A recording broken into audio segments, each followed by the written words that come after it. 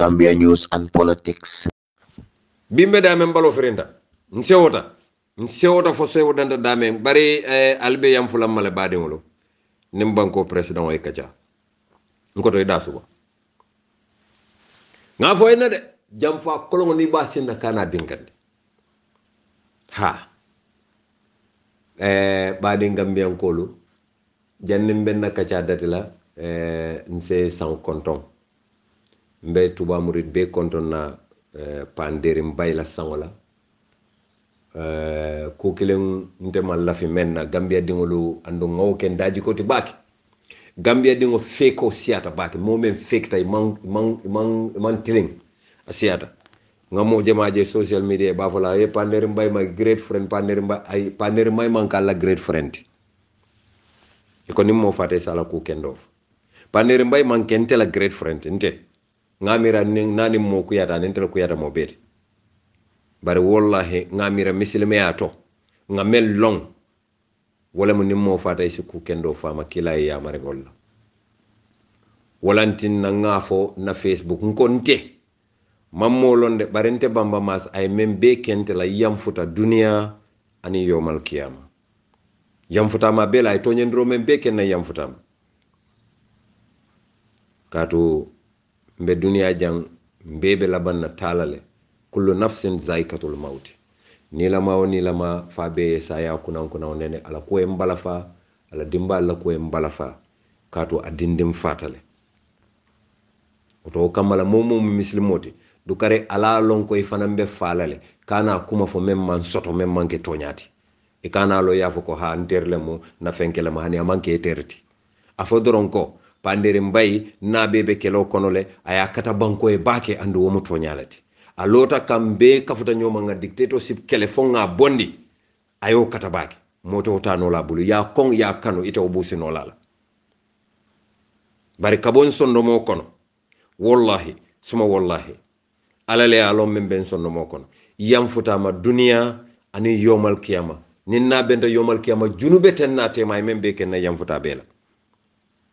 alama ala dimbal sambanya alama ala ya sonea alama badi ngole mu ñew no ndenga ñine lom muslimeyato yente karande ñina la muslimeyato nte faniya fola malla fi ka faniya Gambia news and politics. si mo ko ñawña si mo kamfa ñawña ning ale bonde dunia ning aya taranteni te man haka boyndo ke ñoye membenteni te tema hakoto mbe wala yam fula alay kilay baring alako anala kila ni yamfuta sabante froma ala ke fanan na junubol be kafar wolonne oto misilme akan yamfuta ma dunia anen lakira ay to nyendro men be ken nay fan yalla men be fomma yamfuta ma bela yo bariwon no fo kola mbe nkoto president Adama Barrow konton koto buronga fo enne de jara bi woketa fixed deposit ledi fixed deposit pour baba o jara wi hand over jara to you Lamin Sane na la grupo modu Landin Sane memmun na campaigno nyaton koti ini la kafo modu aliye LRR sika aliya di baba Usen la baraka ngal tento ngal jey biya mantara moy kumpoto hanin ko ro kono ba fo ngalo ndako LRR wonte ila molu mer bi je bonni na jete ma koy la do LRR te to manan gondol ngoto busilal fereng wallahi suma wallahi ngate bul ete je soto lay nanata soto la ntolu manke sabu kel de manke tolete ndolle nge fasa dirim momé fasa e wotuma ja LRR mute fanana fixed deposit lati nga dilale ya jame fonga ya lon ko ila fixed deposit lam bari en jam fala ndol jam fa ko ndol tawto ni ndol jam fa ite ten soto la kotek ndol be wala nyama andu Gambia be nyanta kala wala nyama ni nga woke doro nyaton ko be mbu nyala ibe silalan nale katun tolle ke siti kankoroti ntolle kalle bankoto nga fo chor mama itwab karandol lafta tapale ya nim filbante ya men dundi la Gambia le ngam bangato fereng ilafta nyin jawya men dundi la Gambia dingul damal tema ka wuliyalu dada ibafola mole ko nali karto fay kari abe kelaten na be wuliya be tapale ya be fania ale nga bondin na system o kono bimbe jamano men to mote mo filinde nola bimbe jamano mento mote wuliya dada no lay ko ka pempem mol sondo mol kono niya start fanan ate wokla ate tamala Gambia alen nga fero be kata nga tonya fasa hanna ya taran nimmol be kuyala alen nga lo tonya kan kato atele be labanna nte katula nyim fola mol yenne de nko e ko hadama dingo surtout ntol menno kadiamo momo ibe konti bola e ka kuma kan mem fo ala be konti bola la wote se hakiloto ni kuma fo mem man soto namuru molu kay ya fo ya la le hakobo endinya Gambia news and politics. nali okay alning ala sidia alning kila sidia ñin duniya ante tula jang mbe nata lunta yalla andum bebe saylale nga kuje URR amanyabo hani domanding ya audio kinyanan ya video kinyanan video me yalon ko Yuba Jawara me yalon ko atelemu deputy chairperson ti URR base banko la kuma base banko la area council inyapita kan ya kelendi ya la moto la tablal be faram nko alafo IEC ko politiko fitino malwo duwa Gambia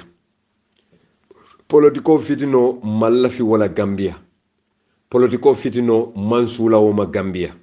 momo be Adama Baro tara Adama Baro ni mallafi kaboje taraje bar mobe dame afanam bulaje kana fitino boya kan Adama Baro dia muyla moli ya fo fitino bula Yuba Jawara la tara UDP ka fo sarakulo le mo manyana tar la UDP a filibante ya sifa man soto dunia kon kato Yuba Jawara ma fansun kebalati biya na la muso na dingol lamu akunta tele sondo moto ka UDP support al fitino bula fitino ma mo nafa Gambia news and politics. badi Gambian kolu nimbota Yuba Jawara la koto IEC la regional officer membe kerewan base banko kan IEC la regional officer mbenyin kuma kan kila Modou Sariye UDP la representative member IEC mangla nuyu mangla gerem alin nañu audio sambalia di Modou Sar la Modou Sar man la Bamba Mas sahale bi dama buga nga ma yobante la ci IEC nañ wéccé sen officer bu nekk URR afo IEC la do kula membe URR ya falin Kawsu Jawara abota badi bu kerewan le Kawsu Jawara amu NPP leti amama bo ala impartiality aya compromise le andun kanadun carte fayolo kono malla fi tilimbal yala badi Gambian ko lon kanyim mem fali mafo kamfa kamma mafo fen kamman ka toñale fo nale hakilo baka niaje yaya jamme ka manta jila a problemo datita basele nale hakilo baka iko carte fayo dun tanyoto IEC la officer membe base Kawsu Jawara abe NPP le Modou Sar Kawsu Jawara mungi NPP na IEC wecce ko nañ ko change ñu def fa keneen koo xam ne parti bu mu nekk kenn xamul ko momo ibe parti yoloto waaye ibe tar la parti yo mento ni be do ko la IEC moma ñanna lonna bari ñin Kawsu Jawara ya yitandi mo belale hani basen ko be alonne ko aka Adama Barrow le fasa ni ta dumbe do ko la IEC Independent Electoral Commission wala ne ya to la wala Independent Electoral Commission Aliou Momar Ndiaye mem fango ikaje anga niyo be mole bara manyan na yitandi la moli yaje ni nga jemte sonna pour ay ken referite oto ite fanam manyan na kela referite base banko kan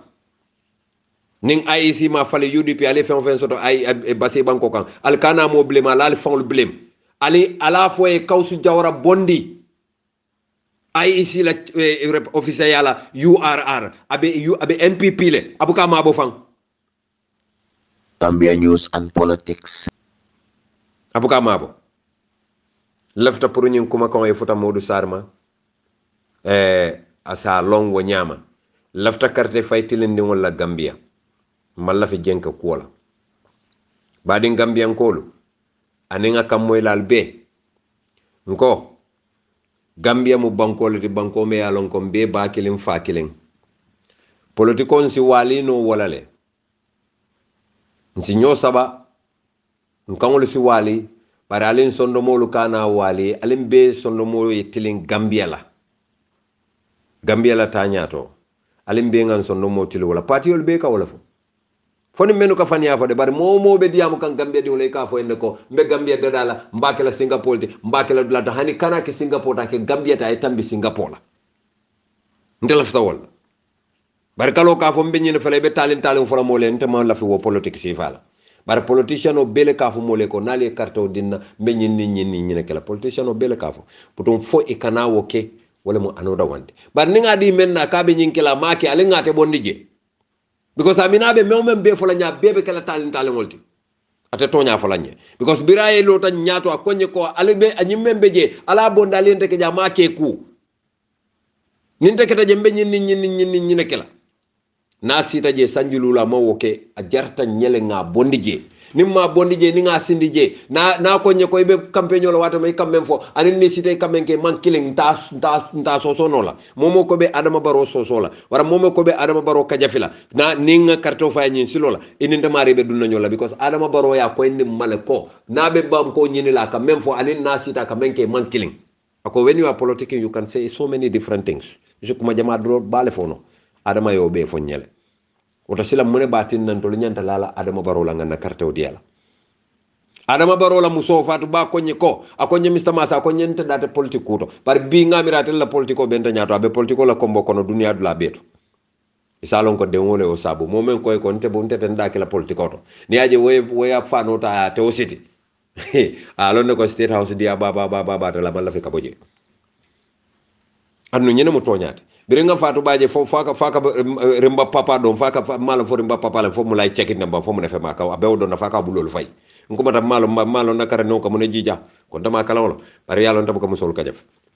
badu nga tambi wotal so badi wolu nyine mu toñaati adama baro kartew manyan na faylay wallahi suma wallahi ngela dinne moy diamola abe kuma si fal men fo kan surwa kan to man surwa moy nyawo nyang o kuma manke kuma dimati Gambia News and Politics. But ñun chômage am nañ lu ñu naxari ci biir NPP because lu ñoo gis neexut ñu soo leen demee too dem leen lu leen yóbbu too soo leen demee pour liggéey dem leen lu leen yóbbu pour liggéey waaye nekk fa di tëddoo ka bàyyante ngeen bii fi télé yooyu ngeen bàyyi fi seen ay jabar bàyyi fi seen ay famille su fekkee ne lu dika lu ñoo oote mu si ñoom ñu ñoo tëddoo dañ leen bugga taka leen aliya moy le ntemaaf aliya moy le ntemaaf manyin dinde wolong ala ya long malong nka nyin to moy le fo fatu lembang fo ay dalemba malo bari ay même fo toñalam nalte tulongo bula lal futu bari aga ay menja kawla fo de ndon nana fo jannen na diamol ko non ko ale kana tilimbaliya nin tiñaro ke banko kan albe nyin tolu men lalbe hotelo luwas lalbe dulal luwas lal ni wandi dingol be silo kan ila banko kanole dundi silo kan atul kana ke tulun dangolti alnen arabe ko yalla alnen ki labe ko yalla andun na be ko kuma kilon fo mantra pati kili nyawnya wallahi suma wallahi Gambia News and Politics. den gambian kolo walantin na ibrahima e memfo sarhule kanto ndelata o kumolla assalamu alaikum UDP kantora forum mare charankulu ado sarankule khamugano oda hatiga oda hamama kantoranko oda hatiga oda hamama kasuda anabaro kasuda haya akomboy agarono serekunda khara haya jahali anabaro jahali adi kitin chakume kama khakle nganadi makisala da anabaro kiten kadwa ati presidenta kunu dabare nan kiten chakume kama ken adama baro kada wariya akomboy ke agarono banyuni maren kantoranko sarankule ado sarankule kamugano komboda disaya na UDP ganel kada haya kombon konda disaya na UDP ganel oku kantoranko ku ben gama khara on tatu kebe ga mansa ganendin kantoro yuara sugana kawma me killanta mansa ganendin kenka aliya moy le de ibrahima kamem fo man sarakulo moy nyawnyang wallahi ni hakilotu mola kumota ko ako kantoran kolu atolu menu be kantora atolu maremu atolu mbadin sarakulolu kantoran kolu menu be kantora ali koro siroke adama baro felabe dunna kombo akala jube bang ali koro siroke wallahi kombo le kamo ganyendi kantora te mo ganyendi no la de kombole kamo ganyendi Adama Barrow te ganyela ako kantorankolu atolte mo ganyendi nola kartew membe kombo ate URR anin CRR anin LRR anin North Bank niye be kafu nyoma amasi no wallahi Ibrahima to nyala afananka diama badi ngolle ando nyim politiko be wona nyama alenga nyo kango nganya mbading dammalle mu nga nyo kango nga to nya fo nyoye kila sallallahu alayhi wa sallam alaye men nyada bunya aya sondomo bunya aya fataw bunya fo amede no akaye ko innaka la'alan kulki adhimin Gambia News and Politics. ako wakila kiso ni nemo be meye mem fi samanteata dafeŋol beti me ya lon ko abama e dingo me wulu muso nanama dingo wulu ako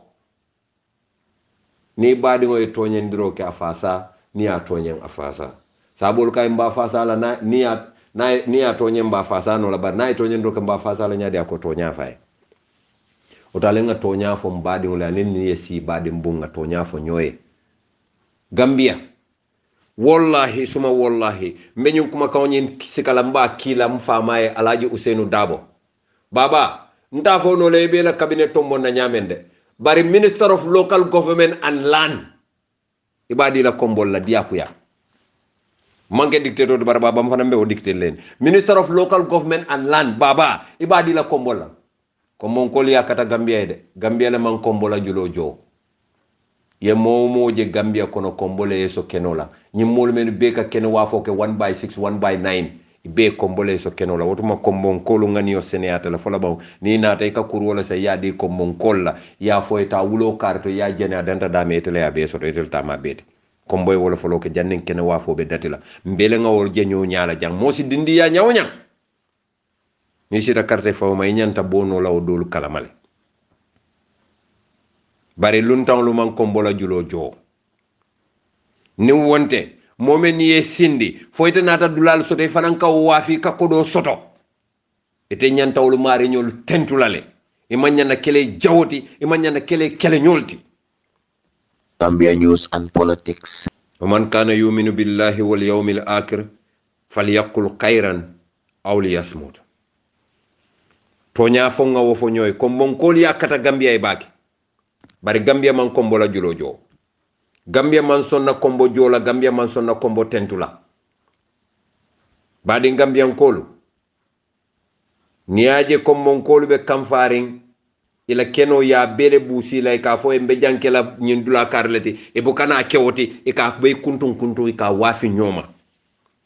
kombo dingol man dula soto ye dulal menu tuje ko ila kunkol lemu imina wollel talale la dimbal tema man saya beta ya be wafi ya be batara wafi kombote karto fayla Adama Barrow la hido mendi aya tinyale kombo ka kilin lu porci kombo porci men ko itolbe Adama Barrow le noma wol man tara Adama Barrow noma wol be palaso le noma ntele ngaf nte ando be entalon wallahi man tara faniyala kombo alkanyim porci men beje ka wur kombo noma wallahi kombo lansari kendolu din kendolu men yalon ko e kombo long ye kombo kanu ilafta kombo la samala wolu be tar la kombo kolu be mento wolu be tar la wolato ni mu luntan te kombo luntan kendo me yalon ko e famana ta sita kombo le te wuluta jele ite fana menta kombo le ibe korosirol kale famane menno kata yeje dame be bulalo no mani manke din takironte nga fo dalila kamade ali rama assalamu alaikum mbadi Gambian kolu ngali konto ngali tentu ngali jayi ali nyabe ni audio minaten ni aji nga bondali ndata kiti sate wala kono amadi gite mi yalon kabe hawla dunya karo mu me bela akoto male be lorente wala ablaye gitati ni kiti sate ko na gemo bilay sinyamen ndol kabo konto mbota konto wala findo nim ben nakino ibukala min diata minti ye wala sammangina nga busa fo maratu nyim nali maratu lo ko sabe nyim bulba tulo be lorine beng nga ben nakino le busa ay kare min indi baro min jita je mota nanga mo forano wole kiti sate be dan ku nyinela par alba gela forum mol kono alba gela dulal to taring albe gelale Amadou Guité mimbe hawola akoto malo nyinti Amadou Guité sorry Ablaye Guité ani nyimu bakilim fakilin nede akoto Gambia News and Politics. alon badi wala tolle o moy Abdoulaye Dokolem Amadou Gambia atolu men ya lon ko alkan tolu menu diamu kanlu moy ala katabang aliya jube ntolla alfal be men noma ntolu katara wala noma din kendo ni be kila kendoti ila alfal ya maro tarawo kan wala yantin nangan terima tentu ngajayi Lamin Silla abe Gambia bring Alaji Usenu tata Jara fafu tata nasatoto Lamin Silla e fero be kata fafu tata mba mama yalo na mero ade kande jelendile yo bari alhamdulillahi rabbil alamin nga Lamin tentu bake anim mba mala kacha mama betala pisinin na pero mama jato adu ala be kayna tilay ni so ko no bindum ta jam na wadi ni ko ba ndu ko fa ta tila ko to mo Allah kana ko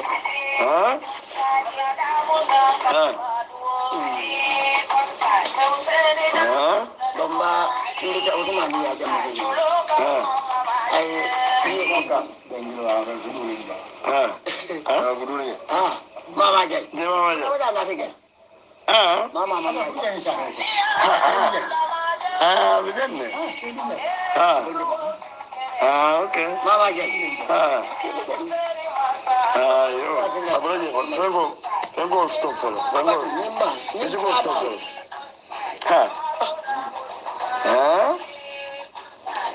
بمبا ينفع وين ما فاي ولا كبات يبا انه bamba ya kada mero mbado ay bitra le kan natalota nyine mumba mati nyine ente wulu nyi musike bale ente wulu mba hijendi la wato menna wotuma mando ko date Adama Baroye wotuma ya jamme be mara lola mo jamaaya mira nata ta hijola ba sutele ba mutala le be fonkol kele ko kumo bele fay bar dankene adoro atata hijola makka fanata Gambia News and Politics. Ngalamin tentu bake mero aka pisalle alabto ko mo dolle fola ya jamela maral wato ko no to may kasilandi mala fi woye nyomi ngol yow moy but anyway lafta me iten la Adama la wala mu nyinti ko ntolbuka alfal la kanul soso alfal yentol yamari men nan katrabular wala noma ntefa me yewulu atele ndong Alaji Usenu Bulu biate baluring mbala kawda male no mala baren simme yitandi Adama Barola wala mu nyenti ko makon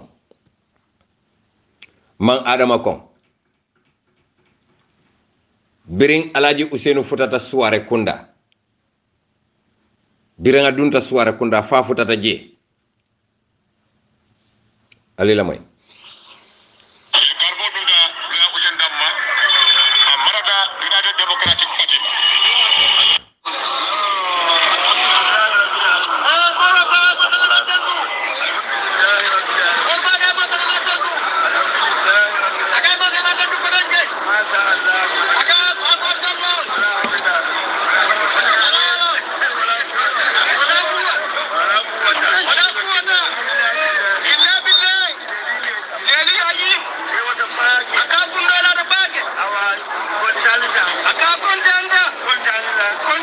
Gambia News and Politics.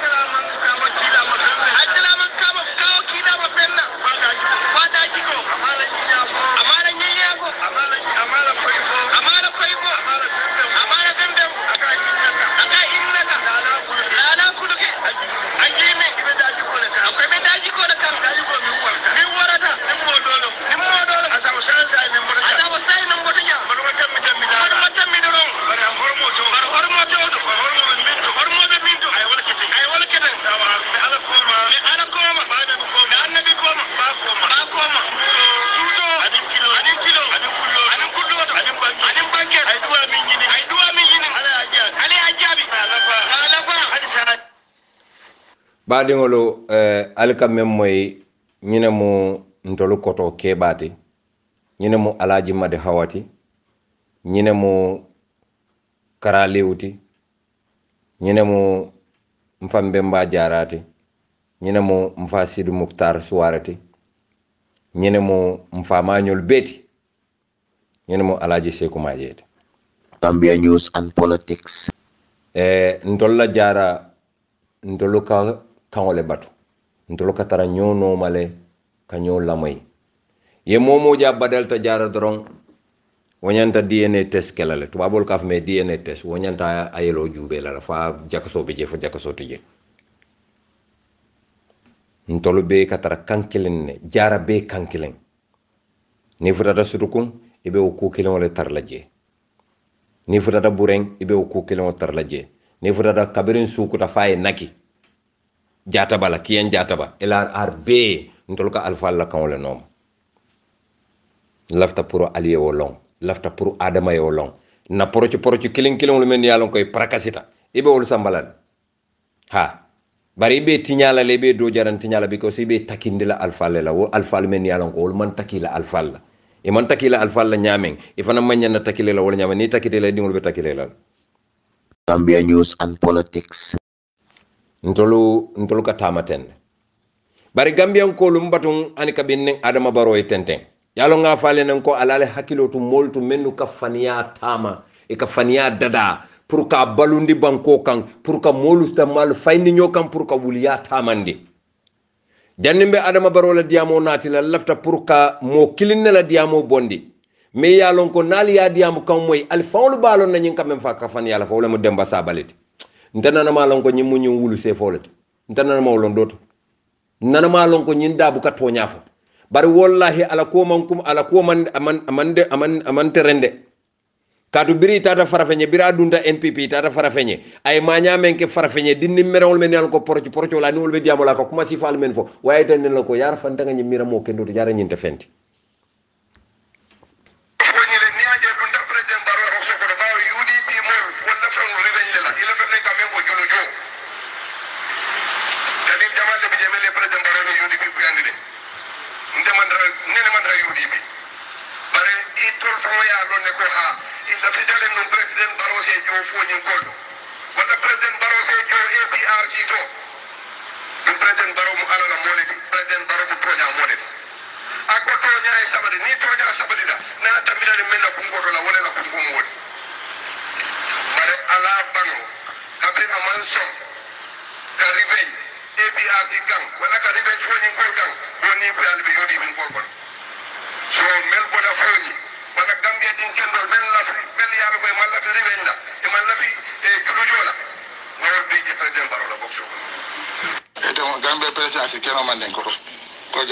ali amoy ba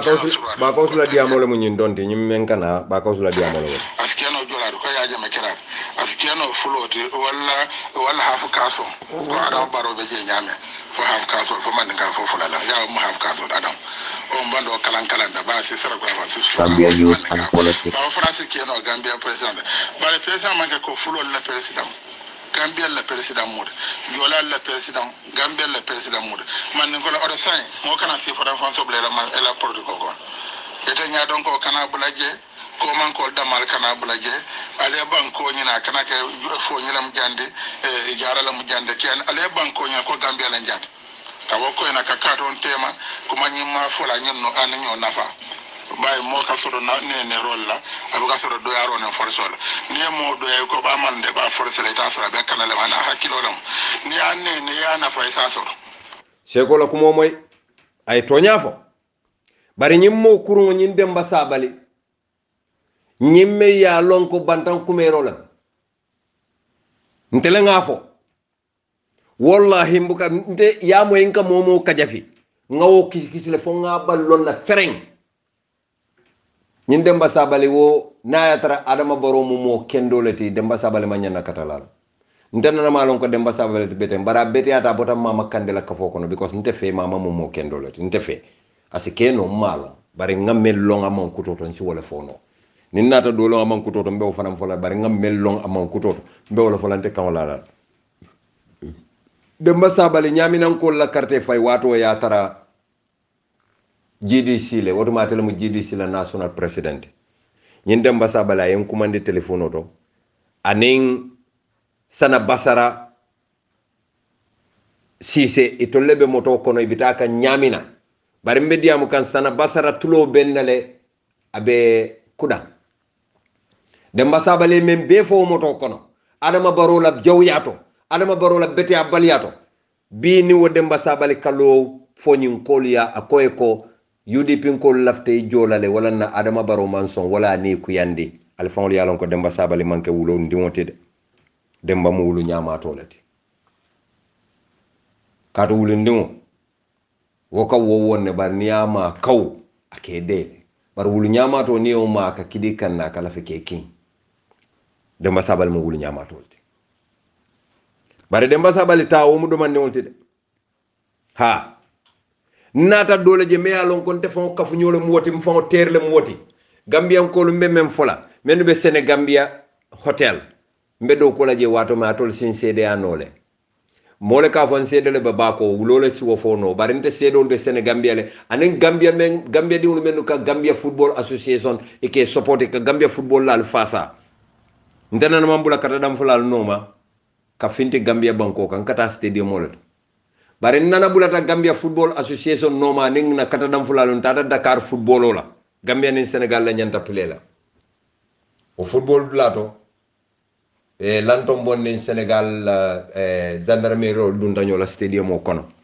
Gambia News and Politics. ni agente nga to ko e problème o soto lantom bon na ko le ya sabu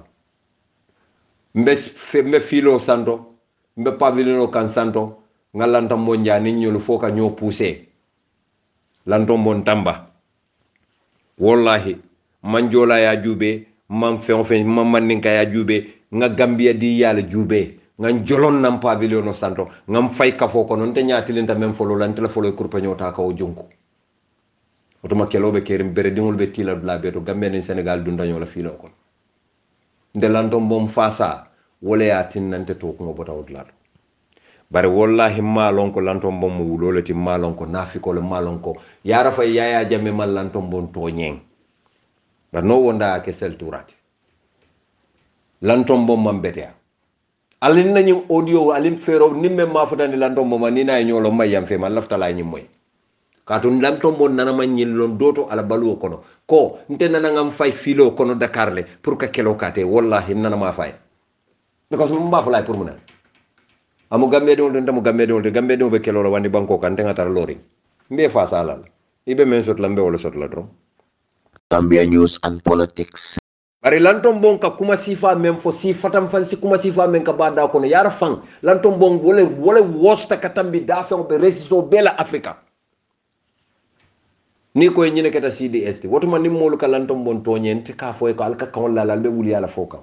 e ka fa ñema long bari toñal malo yaji Adama Barola na beteta Adama Baron ko na man na modol be je ndeni mol be sonkala wala ko la ni ko be la kuriya folanta sonna bare Adama la nyinna ko no ngam mo men sifa be lo ngasiata nga dafen sifa men beje hadama de ka different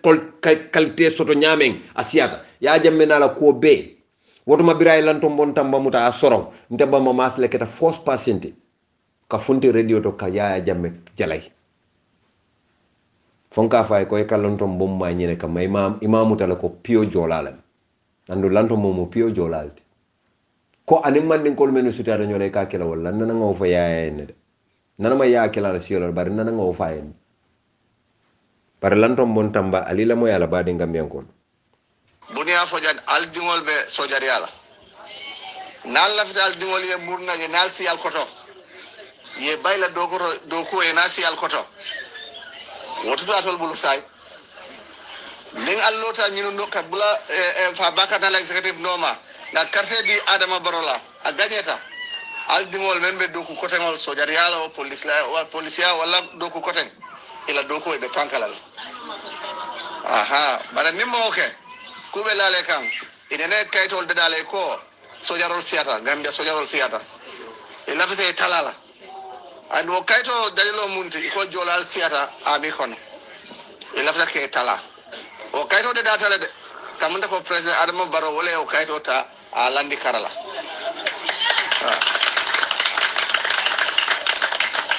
sin faali ko badin gamben ko la aliye nyim moyle ako adama baro e kaytol dadale ya di ala pour ay jolal tala ami kono so jari al kono ko bare adama baro yo kaytol landi karala yalon dunia alinga tonyafo akolayata nyawnyang isimo ko nyawnyang tonyafam adama baro la military advisor la national security advisor men ka ya mari tankola karola sojaro la karola jolala ka faay ko Sankare Badji Mamadou Badji bari jama ka ko mande Sankare Badji la ala muso mo mande ko le te barata mu jolalde ete amira o kayto wo sifa o kayti sifa si dada no kawo samba kawo di wala ando amila komanda lantom bon tamba mo kurumbalde yaji lantom bon tamba nanangala audio do play anen kababa jobe fitinola kababa jole lantom bon tamba si Gambia Football Association ka murundi nang biri ya jamme abula bara mammo ka jawoti na manke kababa jote andon kababa dan la fo jannin duniya be kirla yalon hadama dingo nimmo ke bayindi ete abete ya ate soto mbenyin mbew kuma kan dila Gambia dingo bela isobita ko momo ke bayindi abete ya ate soto nko alien ala nana manke fulati kilin duronnam lam yalid walam yulad walam yakul lahu kufuwan ahad ala da mala woti amam mo wulu ani mo man deng yalo moy bi ni mo den day safo ko abari badi ya neno dun tan len batu nga fa sa do man de bara ala mam badi soto Gambia News and Politics. anente ni nga lantom bon tambanto nye ala sikitio te natem bare ñunu be amire nana te fala lantom bon tamba ayente malundi la de kato aka même fa ka wuli alf anda fa ngoya lon ka wuli alf bare badi Gambian ko lo fast forward nsina fonyin ko lu kan lafta me itandi la fonyin ko la nsedo mu adama baro fangolati niaje Senegal sojarol ka fonyin ko la babarolo busila adama baro le ya sign a fangole ya kumofo journalist oli ya nyininka akoye ko Senegal ni yiro bondi je Senegal ko ba busile bar say hani yiro bondi Gambia ka busila alila moy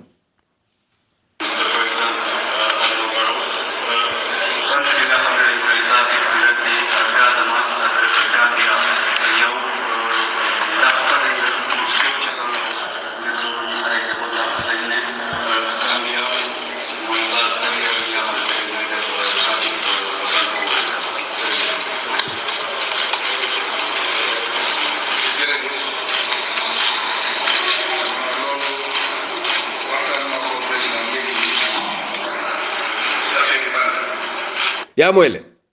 Senegal journalist le kanyina ni Macky Sall le beloring a video le bembulde ani Macky Sall beloring e kanyinin kanyim banta affaire banta joge Casamance duga ci biir réew mi Gambia akanim president Macky Sall ya kacale adama baro dewo de nteman kamolala ali fangol tulo balale di amu man sene ya nyawnya akwanim president Macky Sall ya ko kacale yiro men ka bonan Senegal ko sa murundi no back to Senegal aliya moy Gambia News and Politics. ya moy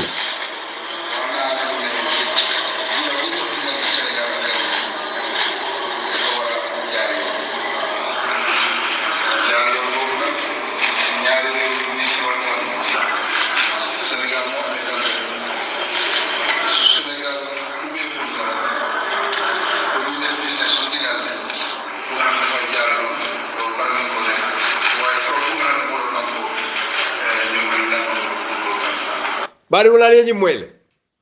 adama baro e kumo senendi le 7 yalon adama ku kiling ba banku to diata nyal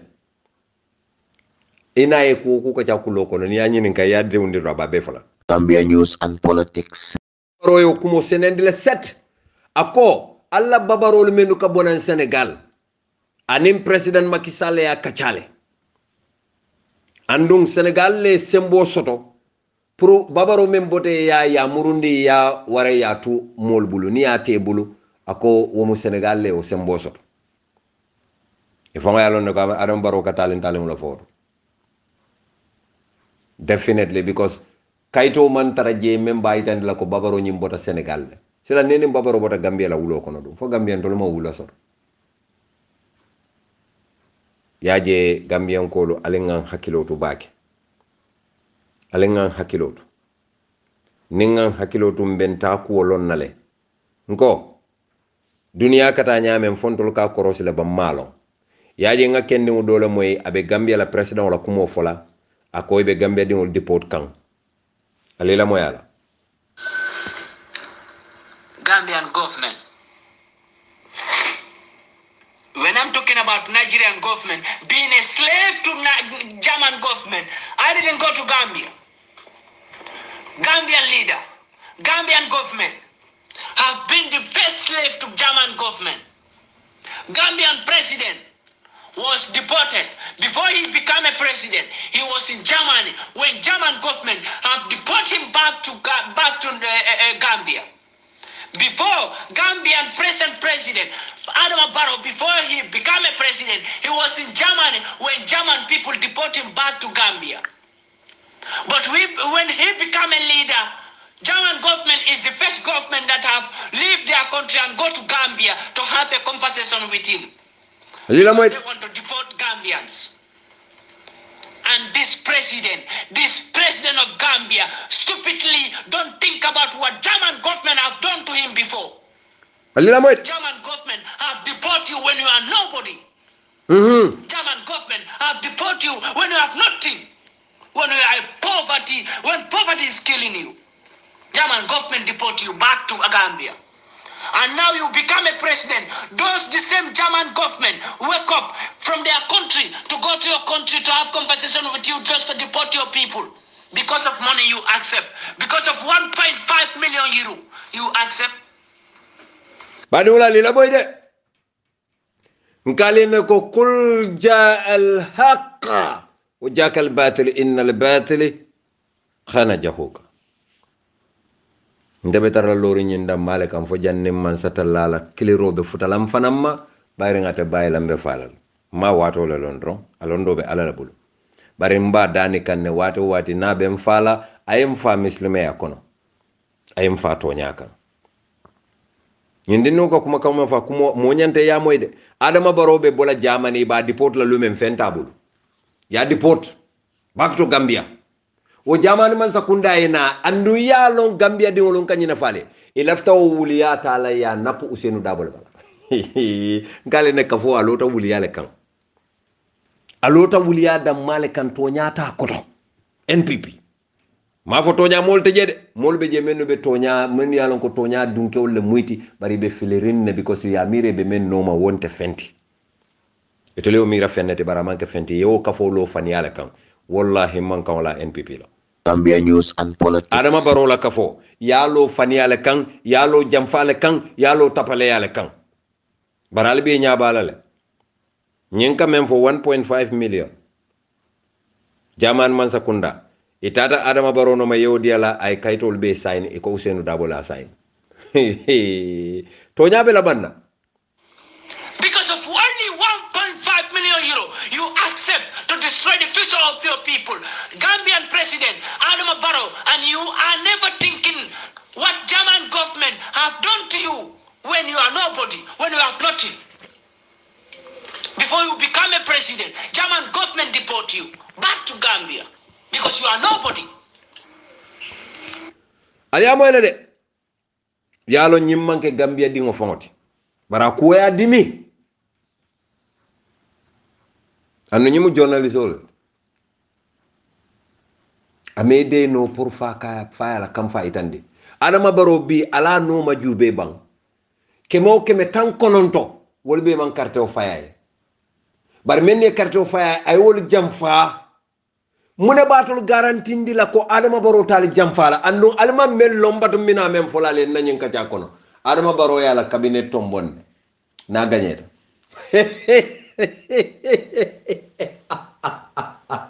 Gambia News and Politics. Allahu akbar. Ay alman tankala ay kanye. Wana kanye da modol bi wolbe surprise la wolbe da la fo yolo ka ji ita tawno la.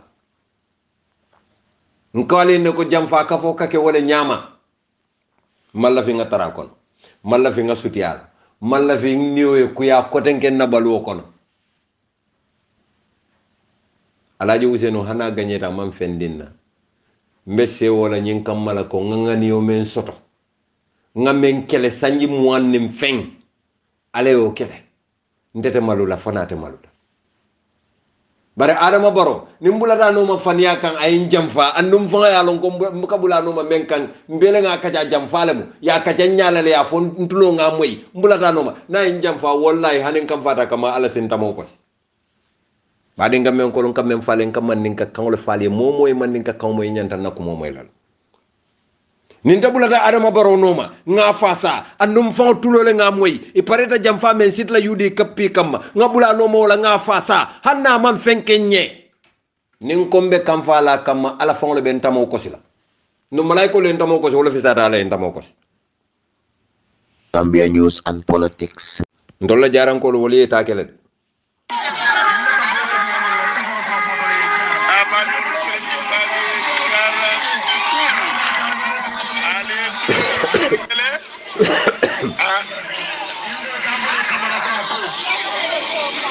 Ali jara sutu kun kol jele ye adama baro bendin nu inate alaji Usenu fanan dem bendo sutu kun kol waro sidale bang sutu kun kol waro sidale bang kadi koy sutu kun betale wolum iko itele jambe ta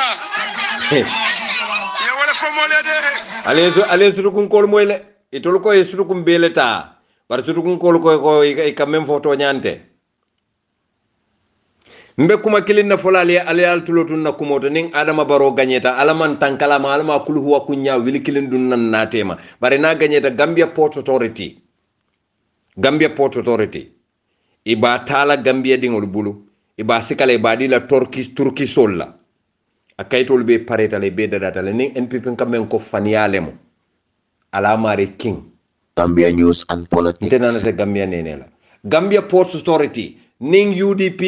ning NPP ganyeta adama barola puntum pantan ganyeta ya kodo puntum pantan ne tokiso le mendiala ya puntum pantan ne fo pareta atol men be do ko la poroto alla do ko al bulo be tarla le kuntole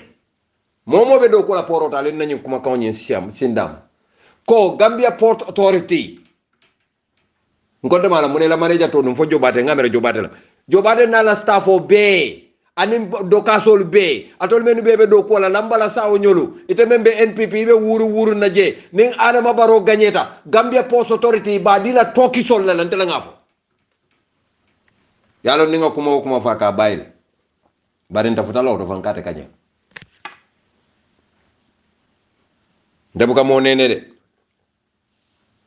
baro hamo mumenti wala mu kanna national asset solu ndol bankombe jikri menula ka besika ka bedi foreigner sola dubious business nju njaaj puntum pantang ateta si manka man kunda ala life enjoy anana mo kata det la bifa faya mira ala be Gambia tula jele ala te Gambia tula jede alila may suwara kundan kolla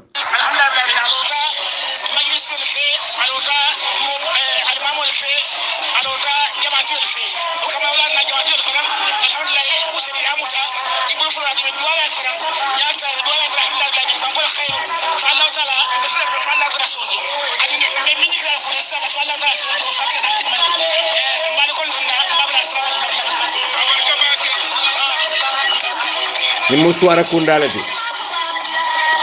badolo Gambia ndolla jara on tol paretal malom fatol paretal ngalo nga fa adam baro nan kay te wuluta dame te gagné lawta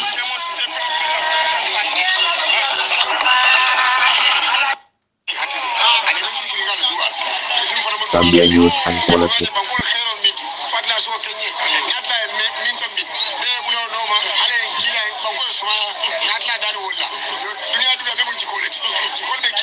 Atla bi jikol ma fa nada annala kiyaye janen swar kundate janen baro ko janen swar kundate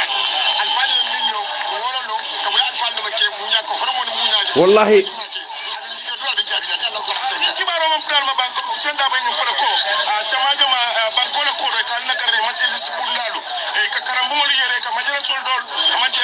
majara sol support bari majlis bundal mu ya lo ko molke do sama je firi hanal ma nyirinka bara ko atara man sakunda abe jubere kelo la kaje ko wandi di wala ke karande daji ko la o daji ko ka banko samba abdale o kibaro muy akidal bana nyaati nalo kibaro muy se wota baaki adiyata nya abu nyata ba ay sewa ma mo min ko ko ne ma ko ila ale en kila e ko taw mari amene ma ko ale en kila wala ma tabe ngalo muy adiyata ansa en be soare wallahi ba mbeda men jay camera ye kala so la fay mbalo kono adaman toli yaay te tañelo mandula ko telonde annumbe gambia dingo be sasila membe diaspora bayring adam baro control manke fende mbe audio fanam play la len atol men be diaspora la la mol kumani adam baro nyanta boyla la gambia nda nyanta boyla le heavily pour nga itanda la ko ijutu tan ne nyame mfanan ngay fay wala nyama ijutu tan ne nyame mom mutamoti nyame mfanan ngay fay wala nyama mfanan jutute la wala nyama alla moy baro kundan ko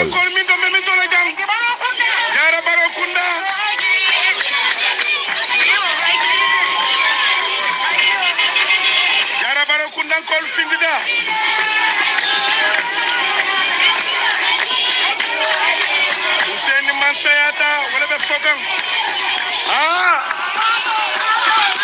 bado munagada wayi funding jol be loring iko aiji borom adama baron te wuluta nyin sate wala kono te bata kunjulo be sare ndi nyin dulano mudim furum balate de bari kontrol man ku kata yewolof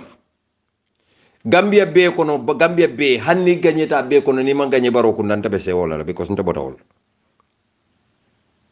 dawlu tawol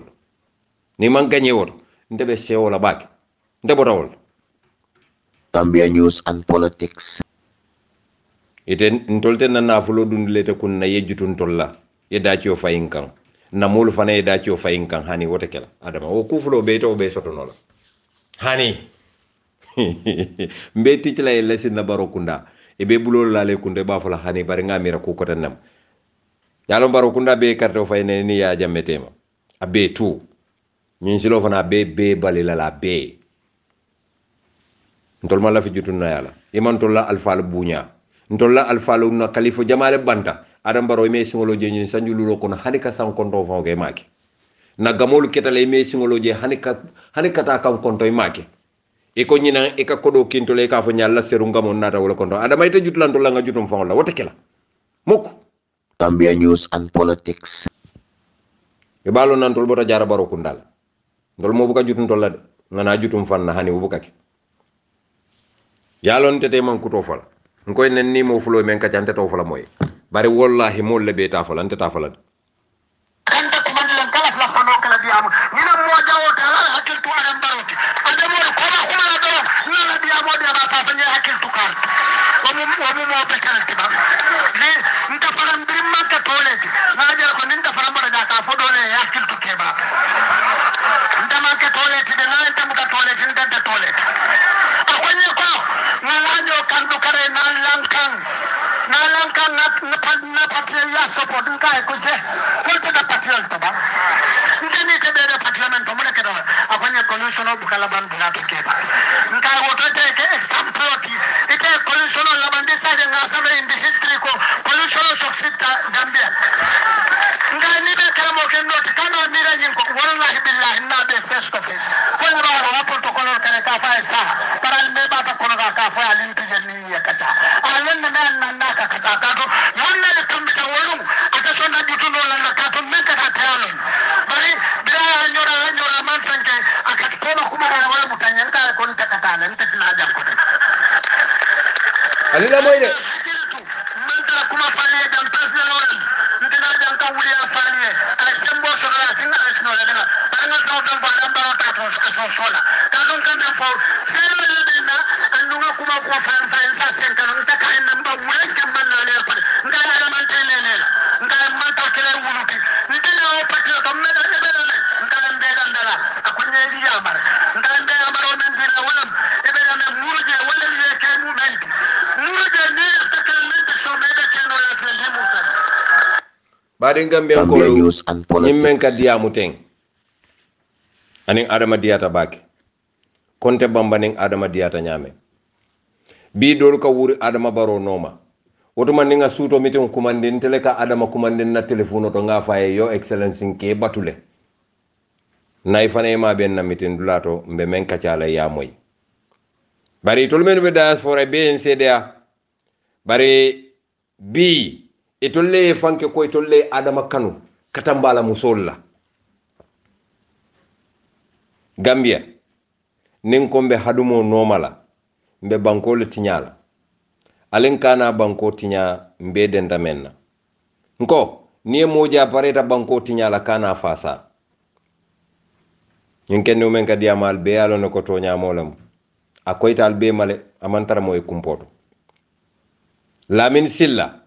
men tata mbama konton baro kunda adama baro ka jiya wala bunko no natata america abukay la momo la bunko no namanke lamin silla de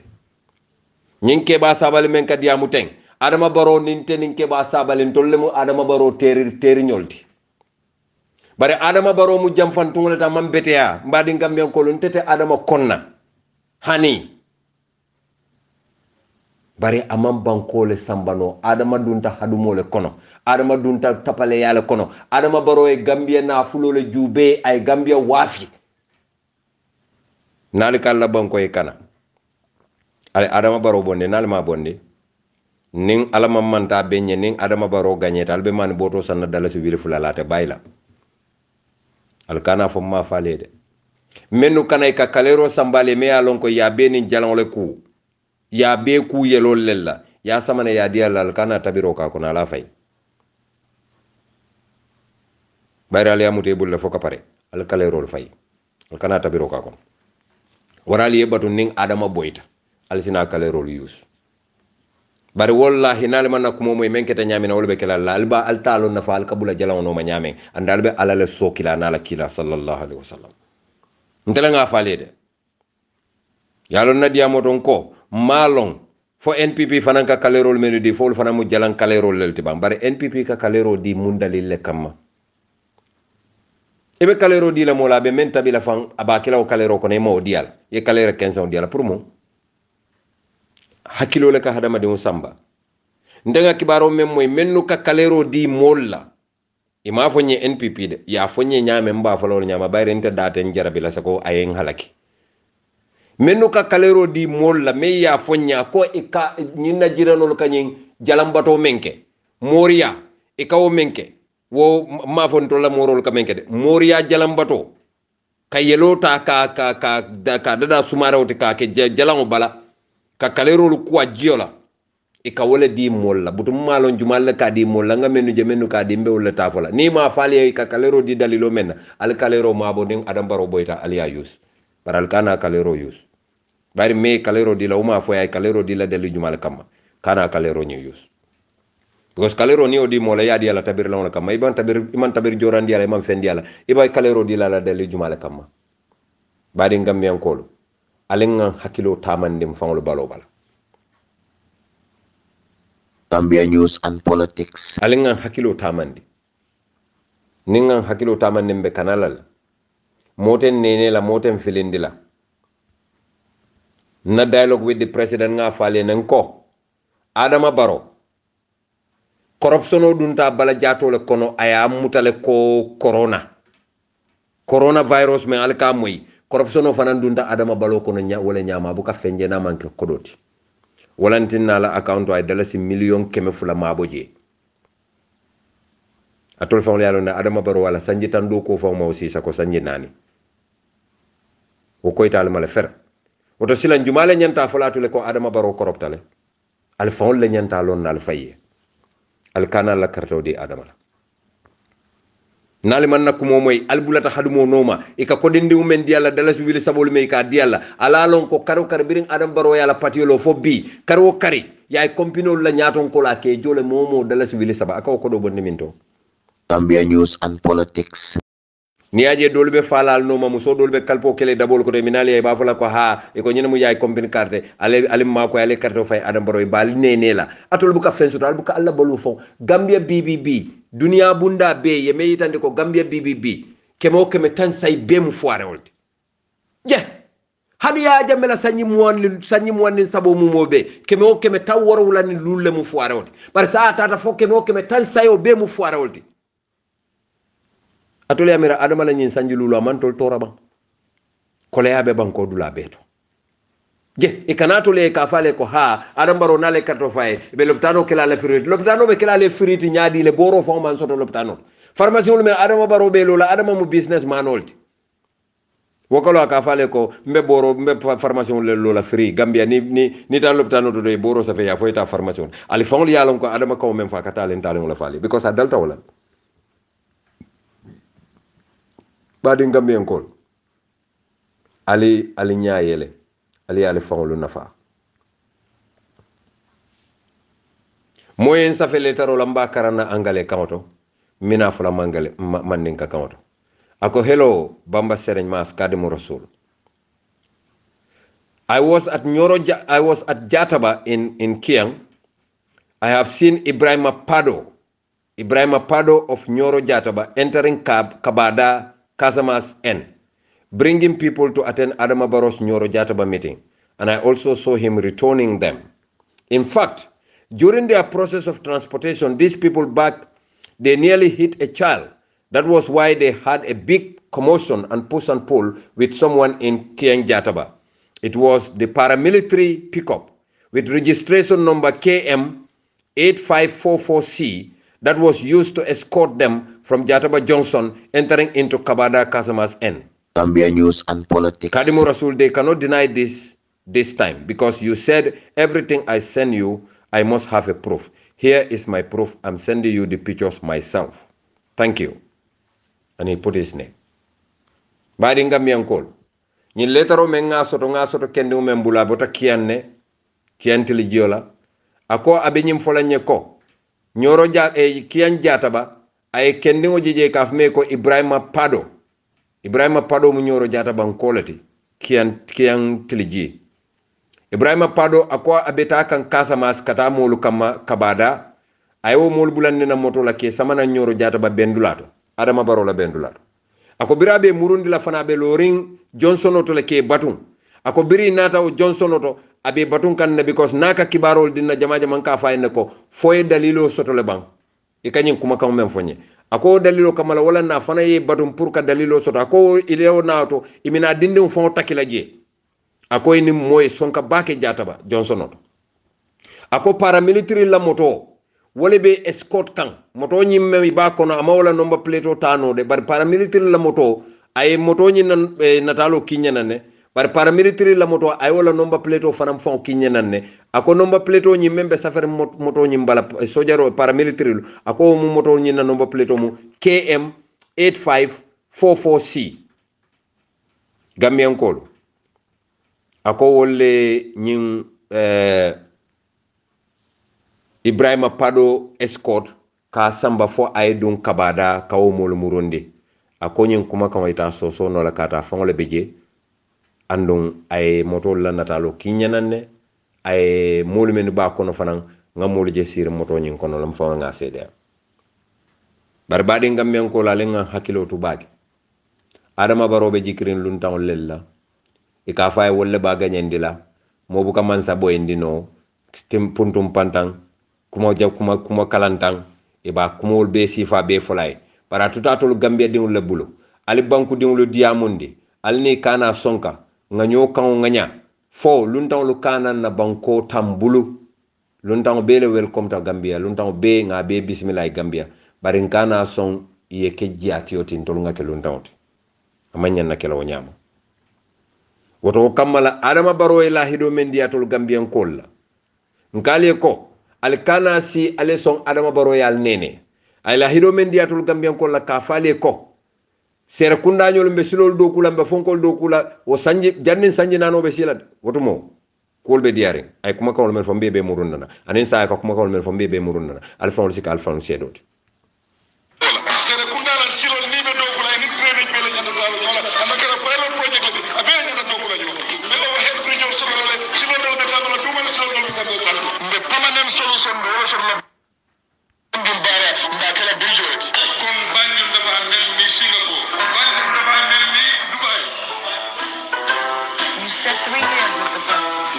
Gambia News and Politics. You can see it also. Alfa ya moyle de Adama Barrow yo kumol befo journalist o ya nyini ka kay bari president Barrow ye sanji sabale fo akay ko ni be campagne le ko kumo bele fo woni ni kanyeta ikana mennu ke mankilin badi ngam yankol alkana la karto fay Adama Barrow biring Adama Barrow nyin diamu sifal dati ntolunga start le ka kajafi Adama Barrow ya nyatilen diaspora la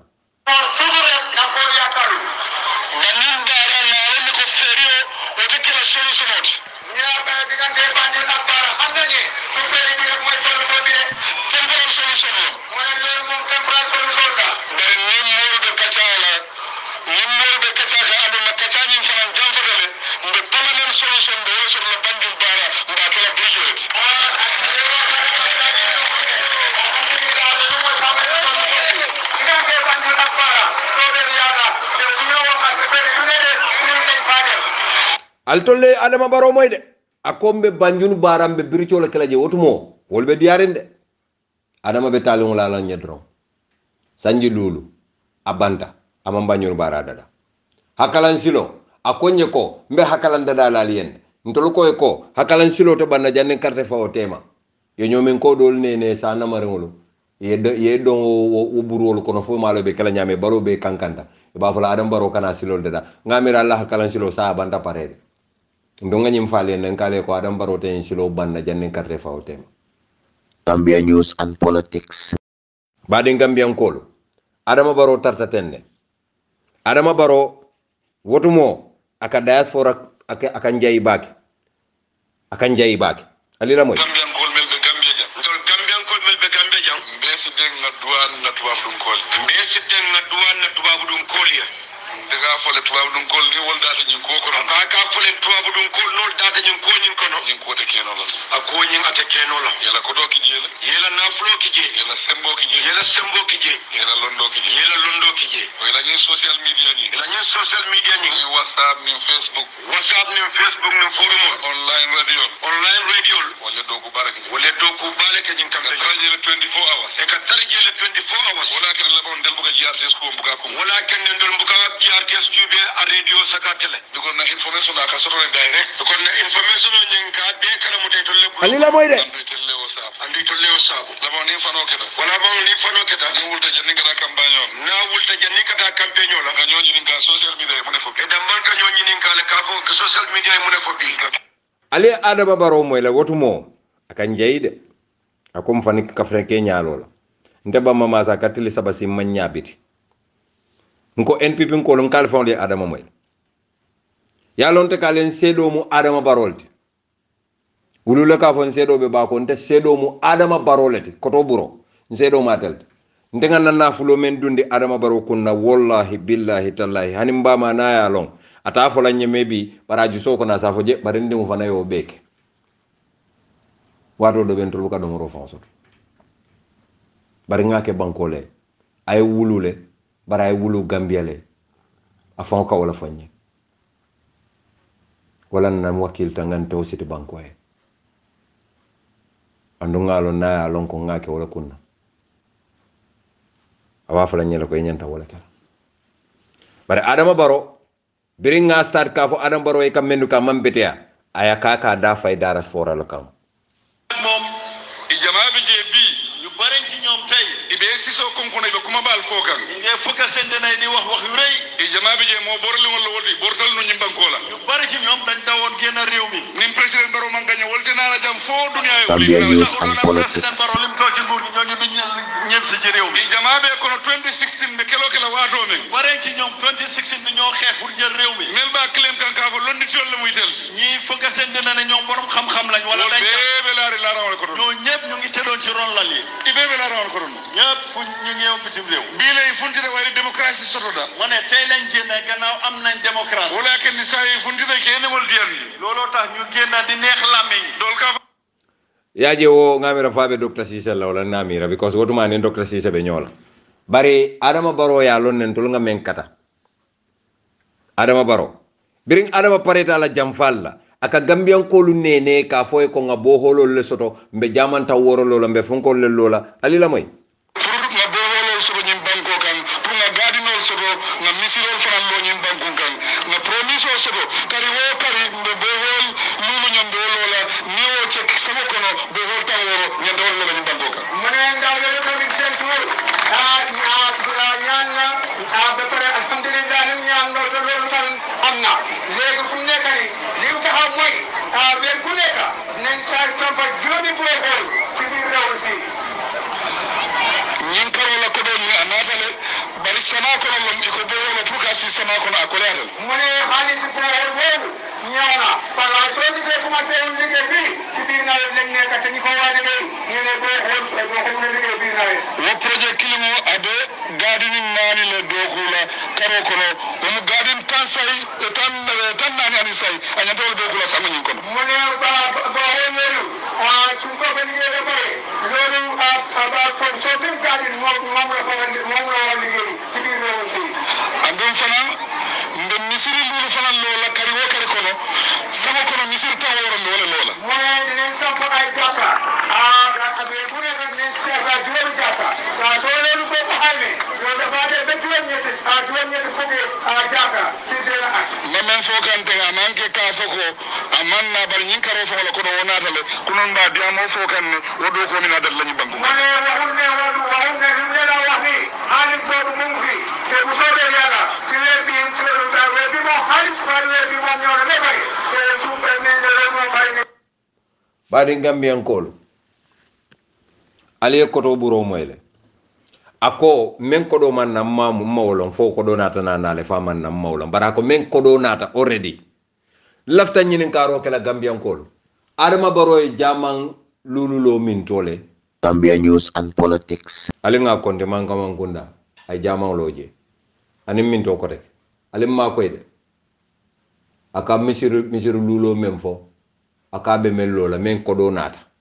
ay nakolo ako nakita woro nakita lulu bo hololu ani nakolu tannani nin say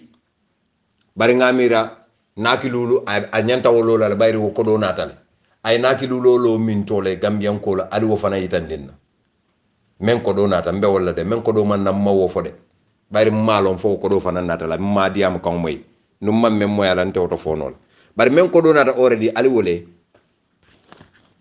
badi gambian ko ale hakilo to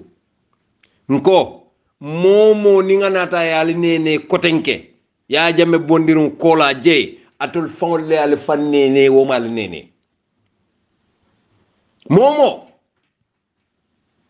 hanim fama alaji usenu nale karto diala tambidal nyato ay mem fali ala campagne ko na make sanjululo kono nen sanjululo banda ala fonye bambante la ko momo ela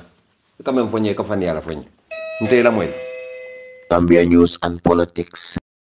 bari nali man nakumo moy kanyim mem fali wallahi alba fala la ko bari ngamira ku ko tan be kering ba ma masi nyimbe fole yalo ya jamela marlo ngamem be fale tiarar ci ali abejel ya jamme adama baro nata aba fam self mystify la ka fanke moti amanke menti wallahi akan ni ko yabake ni ngan ko to moy akadi amo dole fo anda fongo ate ka fu menni hani wol men fongo be siri yalo ne ko adama ka nyimme fate keno la e fongo yo long itol men na katra siri aka fo e ako kan ni ko yabake kado adama ntenga ntela miralo to misilmo la misilmo du nyanta sila la fenna la yomal kiyama be konti bola menna alila moy adama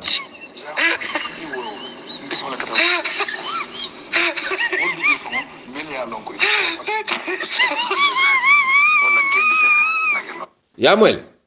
akati fongle kata ko kiti dula molbe je ka power of attorney diela ate kate defend akoni ko ya warta bakel wallahi akoni ko ya warta baro be man ni ko ya de adama la jutu gambian ko la kay foye ko mina smart garden lolo la wala ni ko ya fon bete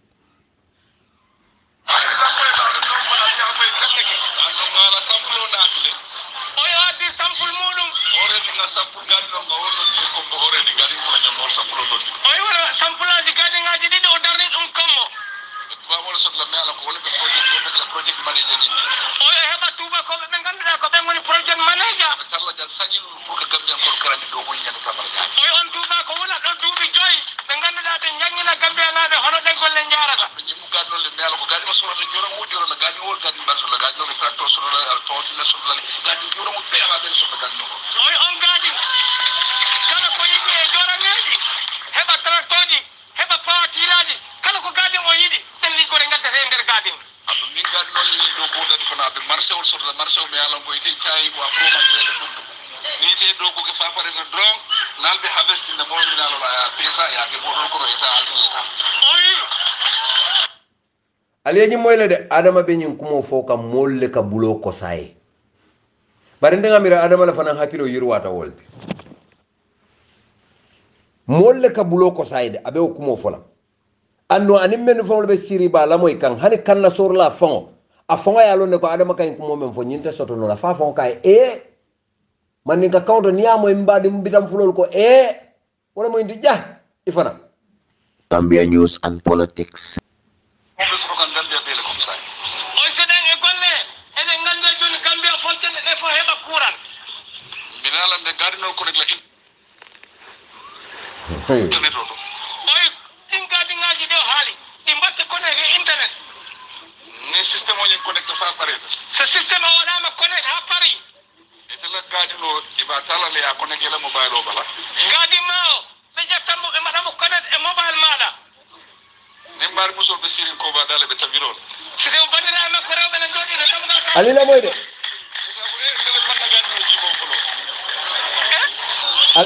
ali kana sor la moy bir adam baro yo kuma kan fofan akwai ko be tabirol si de bandira makko rewbe ne jodi ne tam gal tan men defa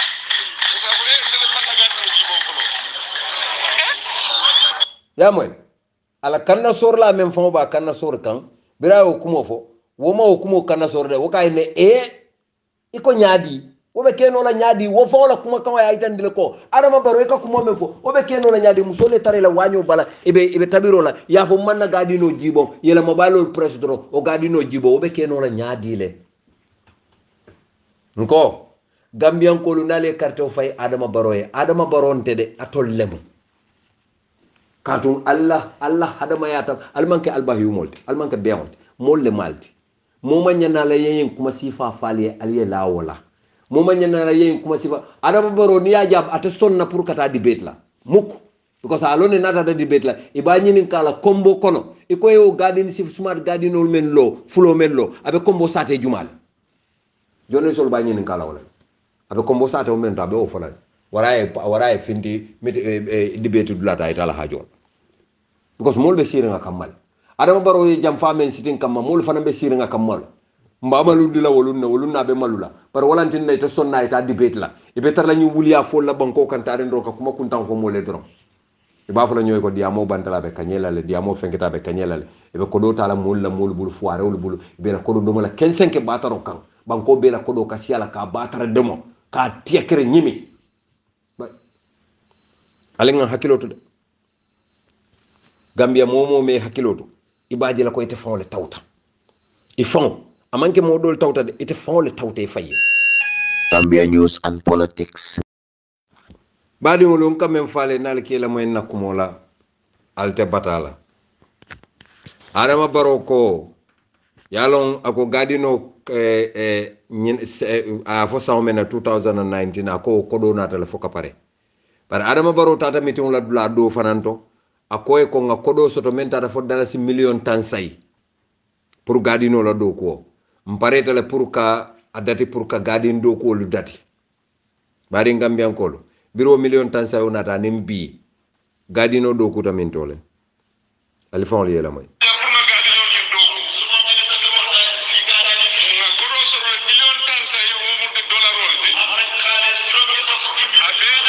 ya jente ko dalasi million tan say ani de dollar million tan say adam baro fa la ko moto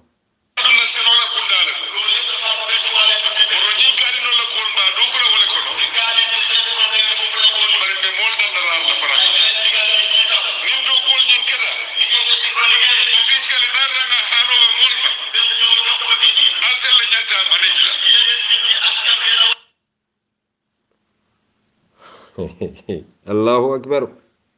baadi gambiyankol ale adam moy la de yalon molle be adama bala men yalon ko alfawlo naliye mankutol jube moma nyanna falale amadou balo ta janna ko Ousainou Dabo manke honorable ti ko Ousainou Dabo amanke honorable oti bari ngamira amadou baya la patiolo jamfale kono pour ka UDP jamfa andung amadou baya la patiolo nyamen nte du naw be kono de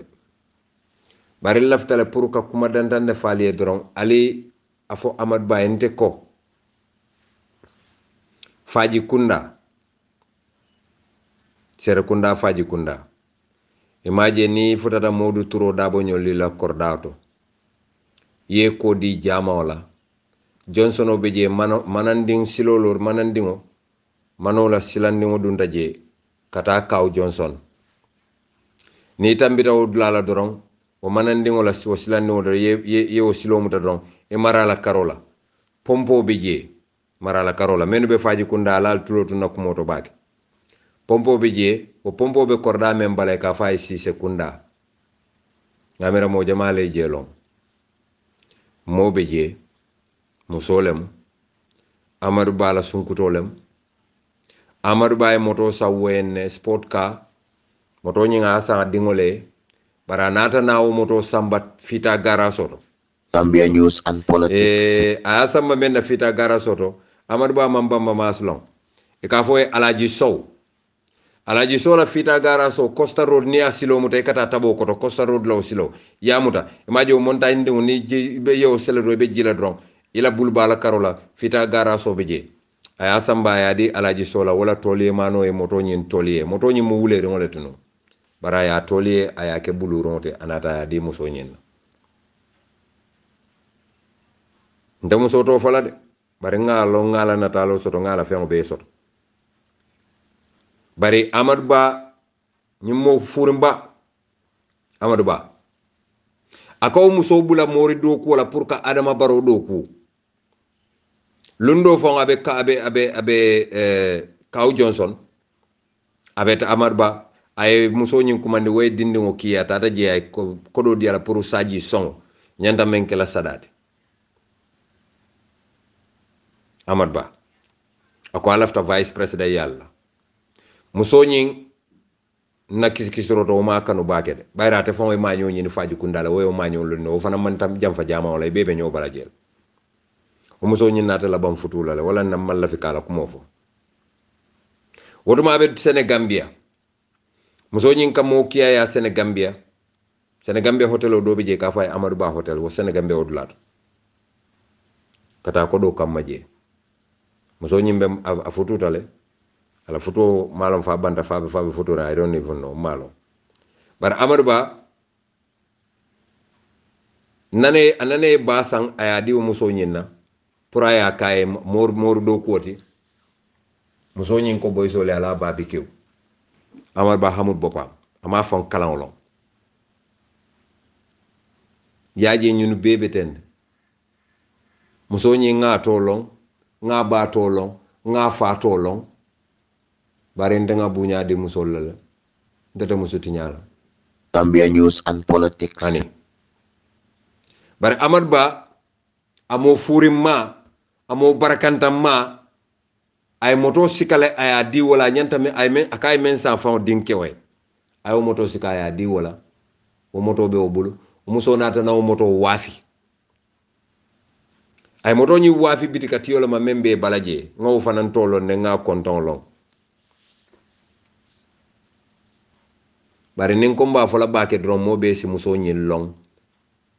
andon kila mal la fola ala mal la fal bara fututal namam futuna be kunta yala to no wosi fisa ya bara fututal na kele mo ando asikeno akeya tros alatala ngala nyen kumo kan nsita ku ke manya na men kele men ala la kul manta non siyobe to men to mal la fo way kembol bare Amadou Ba amam me ay muso nyin kumande muso nyin man sonna dankula alafta pour ka Adama Barrow doku abota nan Sénégal nga fale ne moto woro le wafi amar ba mo kurum balti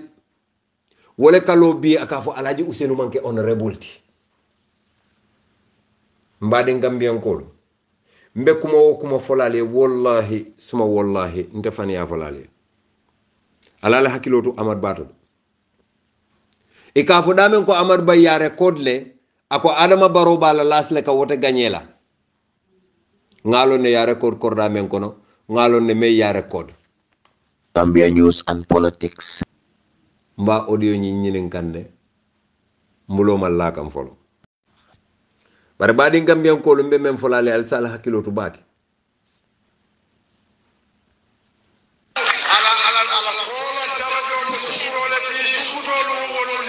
Adama Barrow góor bu rafet la bu taxawee jéeg yëpp sopp ko bu taxawee jànk yëpp sopp ko dafa rafet mën a solu ba pare nekk ndaw Gambia News and Politics saf na jigéen ñi suukar ak xorom ak ako Adama Barrow safna jigéeni sukar xorom kono hey anu ñina si adante ke balal tulo be ñim mo furung la labe kuma furung fo la kate fon be furi ñame anu wallahi billahi tallahi ngankale alala mbakame be fote mantara kan wala la bar mo le tulo be na men ya lon ko be jahal la bambay ñi lo ñaadi le jumala fay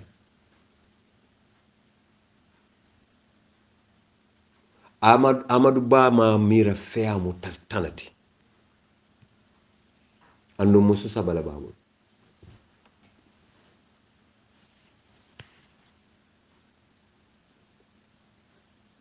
ha Allah la ilaha illallah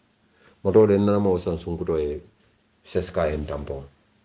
sesika moto sesika en tampon me alon ko lomor ko lam sesika en tampon ay ko motay ndela musol ma moto soto nga moto san sunkuto alman tankalam ndataw kenan badi Gambian ko alibe ke moluti men ya lon ko albe ke la tonya fa sala albe ke la tonya dun ke wolde wallahi altenna ko mo mayla de dolu bal kono altenna ko mo mayla bari ameta nyawo nyang albe sila alba fala ko bambay nyi men fo tonya lam ntal nenela molbe je menu la votas ka sol sang ye tolu kinyana ne tolu bembulu bari mbale bunya lan tal to announce la ndal to fala bari kela votas card wafi mo tilimbali ya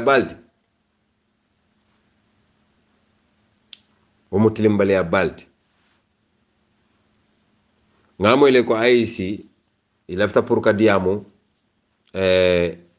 NPP ni GDC tema pour Yaya Jammeh la diamo lo bari yalon tete diamo la woto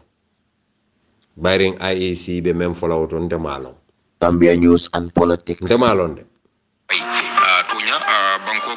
dunia kono foirol bijele bari banko Gambia jang bri yiri karo keda e ko 95% or more are living in abject poverty mayalon ko la e ko mo molti mi yalan ko chocho ye minende kabiri wato mi yalan ko fuma president Yaya Jammeh e ka mo molti mi yalan ko aba dabula kan Gambia la politiko kono and woman dia NPP la candidate memo Adama Barrow de IEC la director of communication pa kan e ka ya standard ye yayitande e ko Mr kan kabiri aba fokan ayitande fanko e mo molti mi yalan ko petition soto ka bona NPP la candidate bul memo Adama Barrow de dame yalan ko fan a Gambia Democratic Congress ay wala petition iya ka foyde wol mo parti de mi yalan ko mama kande campaign était rule campagne wala sarful mi yalan ko wolle belare ay woti nyale kabri wato mi yalan ko ay platform modi Yaya Jammeh la pride ya mo yayitande ni lokun tambila president Adama Barrow e kay mama kande a dandala ka mo molti mi yalan ko akana platform modi me yalan ko wala famu Yaya Jammeh de pride ya mo bayra ko Yaya Jammeh ka kuma sifa membo fi tankum baliya ala fe ko wala na fe nam banko nyi ka yayitande e ko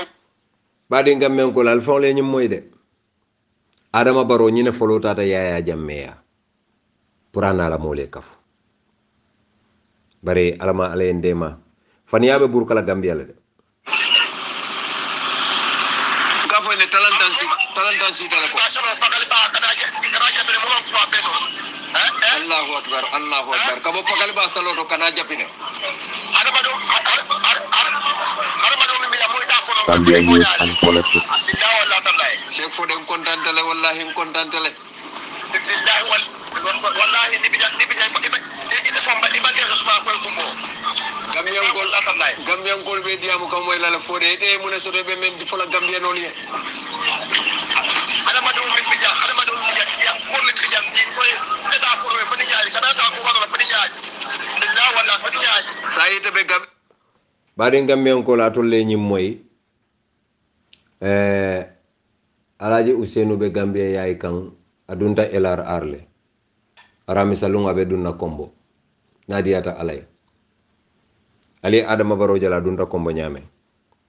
alinga Alaji Usenu fanam batu ay dun kombo ngaw fanan jube bare mfon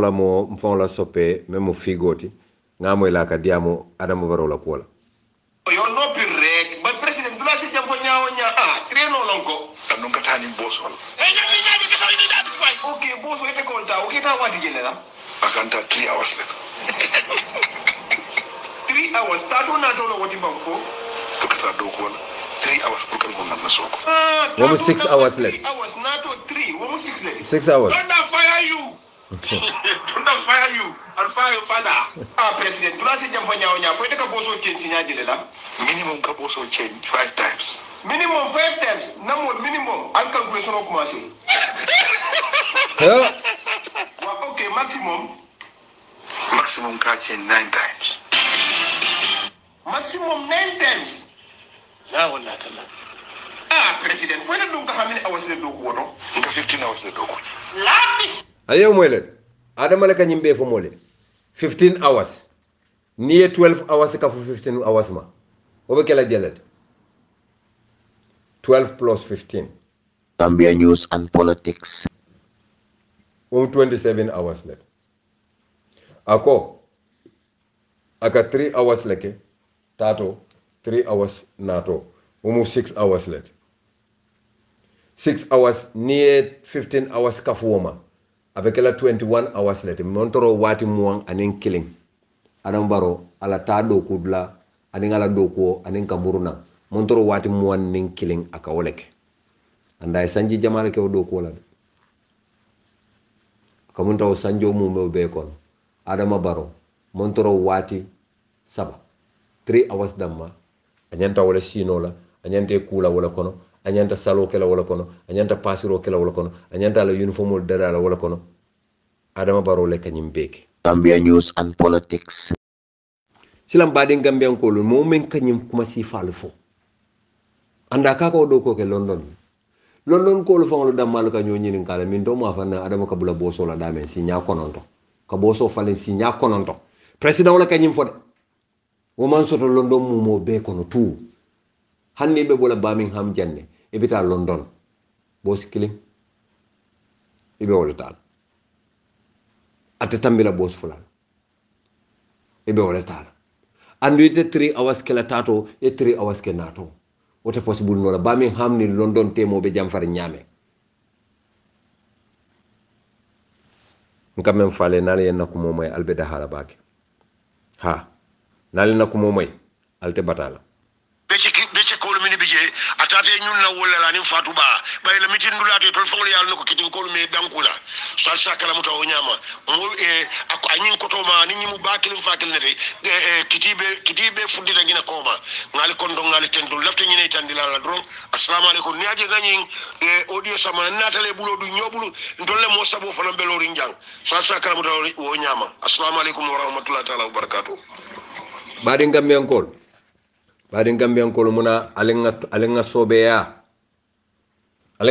de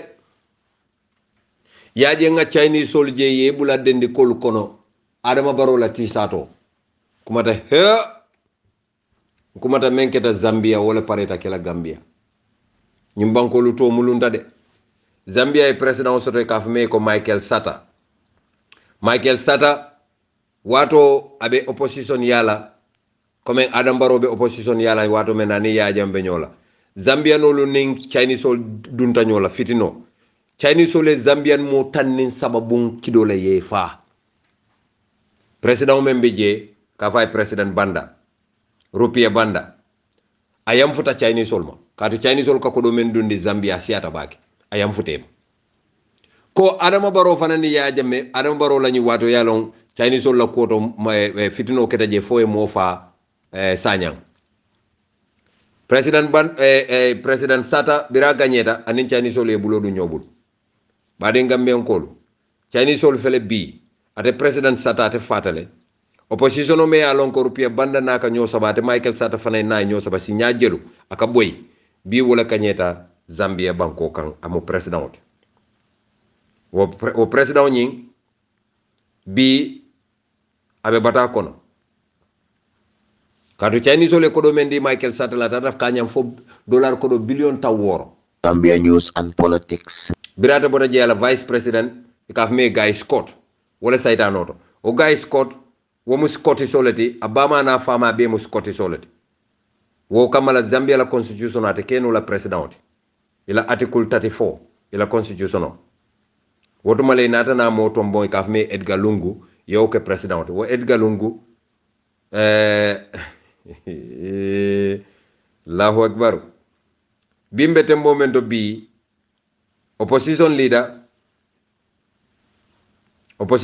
e wole boyindi ka faye ko hakayinde hichilema Brayo Edgar Lungu boyindi Chinese olu sayin isulati la kodo may masoto badi ngambiankol kabiri Lusaka Kitwe Ndola Kabwe Chingola Mufulira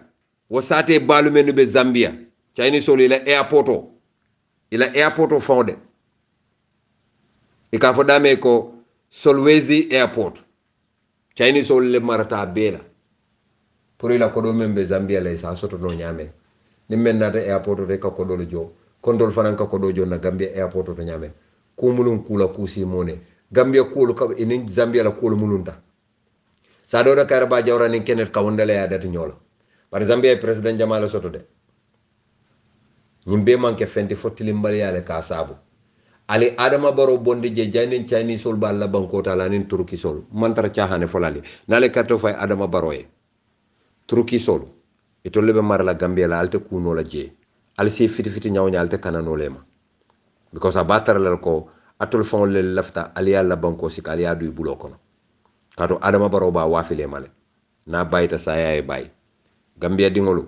alale fankana alale fantanka de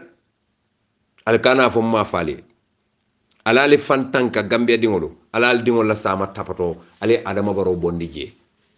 ale modo keje no fana lafta fe ala yo fana bondi je wo manke kasiti nyim manke nyo fadi ya kuti nyimu banko la nafa quality mo kana soto banko kamme alon ko albe sonna mobile nenela ngal tentu ngal jayi albadi malemu Bamba Serigne Mass Kadimu Rasul salamullahi alaykum wa sallam tasliman kasira. Gambia News and Politics.